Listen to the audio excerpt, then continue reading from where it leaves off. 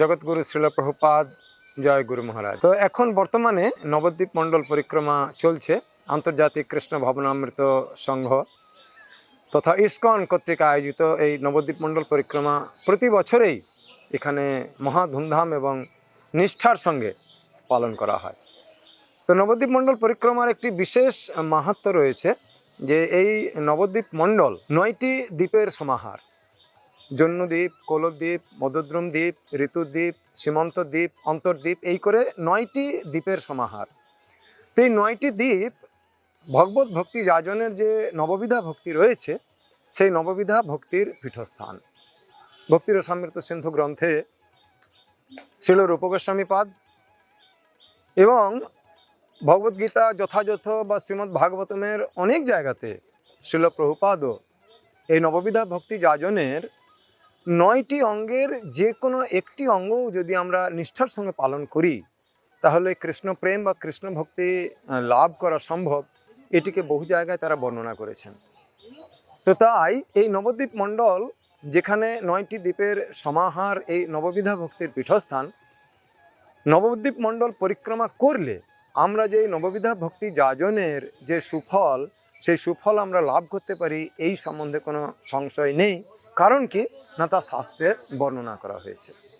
তাহলে যদি শুধুমাত্র একটি এই ভক্তি যাজন অঙ্গ প্রতিপালন করে কৃষ্ণ ভক্তি পাওয়া যায়, তাহলে শুধুমাত্র নবদ্বীপ মণ্ডলের এই 9টি দ্বীপ যদি আমরা ঐকান্তিক নিষ্ঠার সঙ্গে শাস্ত্রানুগ পন্থাতে যদি আমরা পরিক্রমা সম্পাদন করতে পারি, তাহলে একই সঙ্গে আমাদের এই নববিধা ভক্তির যে সুফল বা পারমার্থিক প্রাপ্তি সেটি আমাদের সম্ভব হবে।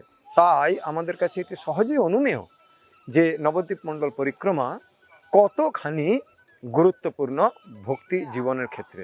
তাই আমাদের মহান আচার্য বৃন্দগণ, যারা সমস্ত আমাদের এই পারমার্থিক প্রগতির পথ প্রদর্শক যে সমস্ত আচার্যবৃন্দ রয়েছেন, তারা বারবার প্রত্যেকটি ভক্তকে এই নবদ্বীপ মণ্ডল পরিক্রমা করার জন্যে উৎসাহ এবং অনুপ্রেরণা জুগিয়েছেন। যখন প্রথম শুরু হয় আমাদের নবদ্বীপ মণ্ডল পরিক্রমা, তখন হয়তো ভক্তের সংখ্যা অনেকই কম ছিল, কিন্তু দিনে দিনে এই ইস্কনের দ্বারা প্রচারিত এই মাহাত্ম্যসমূহের ফলস্বরূপ আজকে নবদ্বীপ মণ্ডল পরিক্রমা এক বিরাট কলেবরে পরিণত হয়েছে। সমগ্র বিশ্ব থেকে হাজার হাজার ভক্ত এই নবদ্বীপ মণ্ডল পরিক্রমাতে অংশগ্রহণ করেন। এখানে আমাদের বিভিন্ন মহান ভক্তবৃন্দ, মহারাজগণ, প্রবীণ ইস্কনের যে সমস্ত ব্রহ্মচারী রয়েছেন, সমস্তরা এই নবদ্বীপ মণ্ডল পরিক্রমার প্রত্যেকটি দ্বীপের যে বিশেষ বিশেষ মাহাত্ম্য রয়েছে, সেই মাহাত্ম্যগুলির সুমধুর প্রবচনের দ্বারা ভক্তকুলকে অনুপ্রাণিত করেন। তাই দিক দিগন্ত থেকে, দূর দূরান্ত থেকে, এমনকি দেশ দেশান্তর থেকে হাজার হাজার ভক্ত এই নবদ্বীপ মণ্ডল পরিক্রমাতে অংশগ্রহণ করছেন। উদ্দেশ্য একটি, যাতে নববিধা ভক্তি যাজনের সবকটি তারা এই নবদ্বীপ মণ্ডল পরিক্রমার মাধ্যমে পালন করে আর কৃষ্ণ ভক্তি প্রাপ্ত করতে পারে। কারণ কি না, প্রত্যেকটি জীবের উদ্দেশ্য বা লক্ষ্য হচ্ছে অন্তে ভগবান শ্রীকৃষ্ণের প্রেম ভক্তি লাভ করা।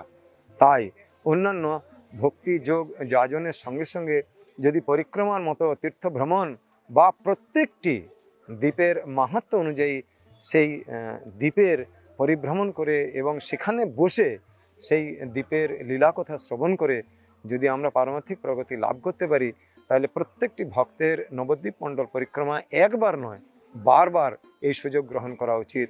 তাহলে অনায়াসেই যে ভক্তি যাজন হয়তো অন্যান্য জায়গায় প্রতিপালন করলে প্রতিকূলতা বা প্রতিবন্ধকতা আসতে পারে, এখানে সেটি অতি সহজে এবং সাবলীলভাবে তা লাভ করা যাবে। তাই আগত সমস্ত সুধী ভক্তবৃন্দ তারা অনেক ভাগ্যবান, যারা এই শ্রীল প্রভুপাদের কৃপার দ্বারা কৃপাধন্য হয়েছেন এবং আমাদের মহান যে আচার্যবৃন্দ রয়েছেন ইস্কনের, তাদের এই সুমধুর প্রবচনের দ্বারা তারা ধন্য হয়েছেন এবং এই ধন্য হওয়ার কারণে তারা নবদ্বীপ মণ্ডল পরিক্রমায় উৎসাহিত হয়েছেন।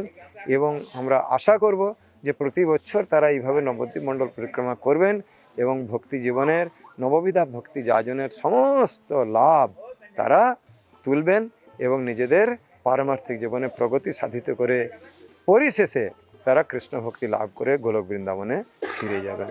তাই সকলেই নবদ্বীপ মণ্ডল পরিক্রমা করুন, কেউ অবহেলা করবেন না বা এই সুযোগ কেউ হাতছাড়া করবেন না।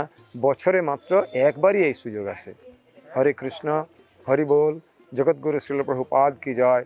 আন্তর্জাতিক কৃষ্ণ ভবনামৃত সংঘ তথা ইস্কন কি জয়। নবদ্বীপ মণ্ডল परिक्रमा की जय। समवेत गौर भक्तवृंद की जय।